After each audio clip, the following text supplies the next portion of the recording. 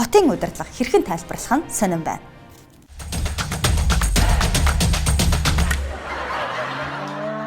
Шок мэдээ хошинтой нэвтрүүлэг 26 дахь дугаараа хүрэхэд бэлэн боллоо. Улсын их хурлын 9 гишүүн төрийн ордноос төрийн шоронд шилжин сууж болцсошгүй болоод байна. Ар хангаагаас сонгогдсон Мөнхбатын хүсэлтийг өөрийнх нь эзгүүд хилцэж дээлийг нь тайллаа. Жамингийн Мөнхбатыг өөрийнх нь өсөлтийг үндэслэн улсын их хурлын гишүүнээс чөлөө суугаа. Харин дээлээ тайлхаас өмнө Мөнхбат ээжигээ эмчлүүлэн гэж хэлээд Солонгос руу явсан байна. Найр наадам хийсч машин тэрэг байр сууц амлаад болтдаг, өөрийнхөө мөрөөдөө тоглож мөнгө алдаж явсныг мөнгө хоцсон юм байна билээ гэж ярихаас цэдэггүй Мөнхбатыг хэлсэндээ хүрч буцаж ирээд хэрэг төвгөө шударгаар шалгуулна гэдэгт итгэх иргэн бүхэл эрх мэдэлтэн цөөн байна. Дун туруушгин явахсан дургу үргэсэн нэгний өдөөс дурааран гоцоод чаддаг, дурлалт үсгүүхэн нандин газарт дурыг нь нөргөлт бүжиж чаддаг дун туруушгаа явсан. Цагтаа шүүрний тухай бичсэн шүлгийн шуугаан тарж явсан Мөнхбат ийхүү улсын их хурлаас шүүртүүллээ. Улмаар шуу хэмээх ажиллагааны хушуун цугдан эрх хүний тоо нэгээр нэмэгдсэн байж болзошгүй байна.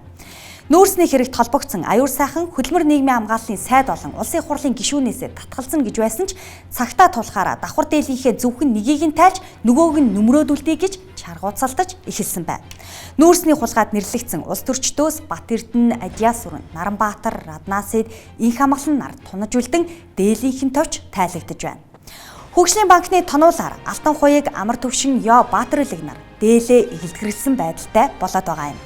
Ерөнхий сайд Оюун Эрдэнэ дуйланд томоохон хэрэгүүдийг илчлэн авилгатай тэмцэнэ гэж зарласнаар улс төрчид нам хамаарахгүйгээр дээлээ тайлж улсын хурал ийхүү бүл дутуу буюу 67-уулаа болж мэдхээр байна. Тоглогчд нь улаан хуудасаар торгуулж талбайгаас хөөгдсөн бүрэлдэхүүн дутуу хөл бөмбөгийн багтай төстэй байдалд улсын хурал засгийн газар ч өөрөө ороод байна. Ховд аймгийн Манхан сумын засаг атмаа бишээ засаг дарга лавгсүрэн иргэнээ ташиж унгаа тулааны хилдгээр бол босоогоос хөвтэйгийн залгаа хийж хавирх сүвээг нь өшөглөж дэвсэлжээ. Дарга иргэн хоёр хоёулаа согтуу байсан. Цэргийн баяраар зохиосон бильярдны тэмцээний үеэр ууж балгацхан зөргөө чангалцгаасан юм байна. Ясан бөмбөгийн тэмцээний ясан нодрог болсон зодоон олонний нүдэн дээр ил болжээ. Юугаад энэ нэргүүчээ гэсэн. Тэгээд нэргүү эргээ харахт нь явж нүүрлүүн зохиод тэгээд цаашаа гараад дээр нь басны ганц хоёр ичглүү дээр нь явна тиймэрхүү юм болоо тэгэл хүмүүс салгаал яваад. Архитектор зохион байгуулах, дарвих, найрлагыг тас хорсон засаг төрийн шийдвэрийг засрал хэрэгтэй засаг ноён тас зөрчсөн энэ юм. Манччин улсын үед хушуу захирагч нь ардаа шаахадж бандтан эрүүдэн шүдэг байсан ч хуультай намтай байсан. Харин энэ удаа 21-р зууны ардчилсан Монголд хөдөөгийн уул талаар хууль ёс сахиулах үүрэгтэй төрийн төлөөлөгч нь сумын иргэнээ барьж аван балбжээ. Энэ одоо нэг жоохон хавирга маягийн туурчгүй яагаад гэж одоо ингээд биесэн гэж. Тагшрын даргараа нэг ташаад унгаасан байхгүй. Яасан гэж? Ямар юм гэдгээс бол ташаад унгаасан байхгүй надад. Сумын даргын хилж буйгаар задуулсан иргэн нь байн өөрийг нь доромжилдаг юм байна. Ядарсныг нь тэтгэж, задарсныг нь засах гэж сумын дарга хууль хэрэгжүүлдэг болохоос бус хуваараа арга хэмжээ авах ёсгүй. Манхан сумын дарга хүний ёсоор хоёр алгадаа тавьчихсан гэж бие өмөрч байгаач гар хүрхэн байтугай хил амаар доромжлох, ялгуурлагч хуультай, журамтай цаг үе юм. Би нэг ахгүй нөөр нэг хоёр алгадсан юм да. Тэнэс биш тэр би хүн тэгж зодож танхаарч аялтай юм болоогод юм. Сумын дарга нэртэй сумын ат маань лавгсуранд зодуулсан иргэн энэ нь хавирга гэмтэлтэй гэж мэдүүлэн гэртээ хэвтэж байна. Засаг даргыг хэн засах вэ? Сумын дарга уу, сумын ат маань уу? Монгол бол эхнэрээ зодсон гишүүн, эмэгтэй хүн алгацсан аймаг дүүргийн дарга нарын хэрэг явдал тасардаггүй хэрүүлтэй зодоонтой орон билээ. Эдэн шуушныхаа дал шахам хувийг өөр улсаас худалдан авдаг Монголын хамгийн том үндэсний лабораторийн нарийн тоног төхөөрөмжүүд эвдэрсэн байна. Жишээ нь жимс ногоон пестицидийн үлдэгдэл хэр байгааг шалгадаг аппарат ажиллахаа байлжээ. Жилд 5,000 сорьц шинжилдэг энэ аппарат эвдэрсэн тул таны биед хэдий хэмжээний пестицид шингэн орж элэг ходоодыг чинь гэмтээж байгааг хинч тааж мэдчихгүй болоод байна. Засвархийн хичээлийн зардал нэг даргын залгардаг том хар машины үнээс хэтрэхгүй буюу 400 сая төгрөг боловч төсөв мөнгө хуваарлагдаггүй улсаараа пестицид амрууга хийгээд сууж байна гэсэн үг юм. Хятадууд буцалтгүй тусламжаар үндэсний лавлгааны лаборатори бэлгэлснээс хойш 10 жилийн туршид завсаргүй ажиллаж байна. Дээд сорьцыг нь шинжлэх хууль журамтайч аппарат эвдэрсэн тул пестицидээ өөртөө хариуцахаас өөр арга чарга үлдээгүй байна гэсэн үг юм.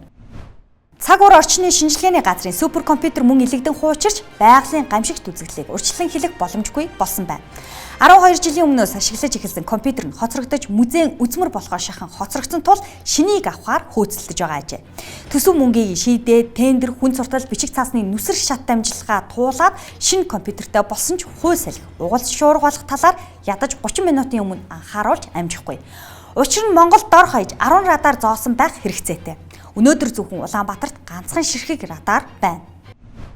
Нийслэл хотод энэ жил 4 байршилд нүхэн гарц 7 гүүр барихаар төлөвлөжээ.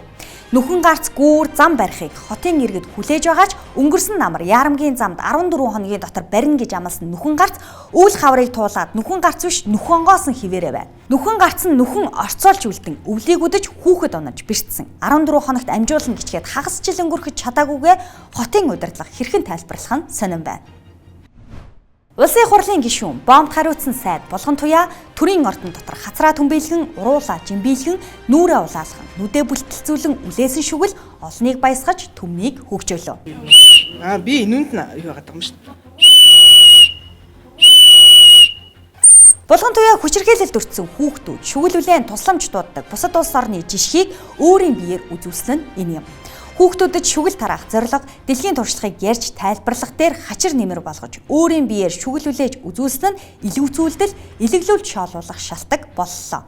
Хаалттай хаалга төгжээтэй хашаа харанхуй гудманд хүчирхийлэл доромжллын аюул дор хүүхэд шүгэлдэх төрийн ордон дотор камерын өмнө ингэртээ эрхэм гишүүний тэмдэг гялтгануулан их тухтай тавтай шүгэлдэх хоёр тэсөөр орчин нөхцөл юм. Булган туяагийн шүгэл, урлагийн номер, улс төрийн үзүүлбэр бол хүчирхийлэлд өртсөн хүүхдийн шүгэл, аврал ирсэн тусламж амиурссан дуудлага юм. Хүүхд хаан хэрвээ шүгэлдэх юм бол томчууд бид нар өөрснөө очиж хамгаалдаг байгаасаа гэдгийг уриалж байгаамаа. Олон түмэн улс төрчдийн элдв шоунд элдвүүцэж дургуутсаж байхад төрийн ордонд шүгэл тас хийлгэсэн нь зохистой биш боловч хүүхдийн хүчирхийлэл ямар их байгааг богино хугацаанд анхааруулж чадсан үзүүлбэр боллоо. Булган туяагийн шүглэл нь засгийн газрын зарласан 5 иш хөтөлбөрийн шүглээс өөр юм. Засгийн газрын 5 иш хөтөлбөрийн шүглэл нь нийтийн эрх ашигт халтсан үйл баримт шийдвэрийг илчлэн дэлгэх зорилготой. Харин булган туяагийн шүглэл хүчирхийлэлд өртсөн хүүхдэд туслахад хэрэгтэй шүглэл юм. Сонголт өгөх тусам дуулах, шүгэлдэх, унших, бүжиглэх, барилдах гэх мэт улс төрийн үзүүлбэр шоугаар олныг баясгахчид нэмэгцээр авахлаа. Хаалттай баримтууд бүдэг бадаг мэдээллийг ил болгон нүд нээгдэж, чих хонгоож, нээлттэй нийгмийн зүг баг багаар ахиж байгаач тэр бүхэн туйшран бухимдах, хараан зүхэх, хувийн хонзонгоо тайлан бахаа хангах тайлан биш юм. Засгийн газраас зарласан авилгатай тэмцэх шил, шүгэл, шүүр, шилжүүлэн авах шуу ажиллагаа гэж юу вэ? Жишээ нь шүгэл бол нийтийн бусдын язгуур эрх ашигыг хамгаалж үлээх тэмцэл. Нийтийн төлөө шүгэл үлээсэн шудраг эх оронч царайныхан цаана хувийн хонцон өчүүхэн хорслоо тайлах далим шалтгаан биш юм. Гэтэл хүн хоорондын хувийн элдв маргаан бодлоона шүүхээр шийдвэрлэхийн оронд шүгэл нэрийн дор нэг нь нөгөөгөө матах, бүксийг нь ухах, уралдаан болгох санаархал нэг биш гарч эхэлж байна. Өмнөх нийгмийн өнгөтэй өөдтэй яваа нэгэндээ хорсон атаархаж нэргүү матаасаар намын хин шалгах хороо дотоод яамд ховлож байлдаг хогийн явдлаас шүгэл шүүр шилэн ажиллагаа эрс өөр юм. Улсын эдийн засаг, үр зээл, төсөв татвар, байгаль орчин, хууль ёс, нийт эрх ашигт хорлонтой зүйлийг харанх дэлдэн илчлэх нь шүгэл болохоос энд нэг муухай амтан байна шүү. Пүүпа, бариад аваараа хөөш гэх нь шүгэл биш.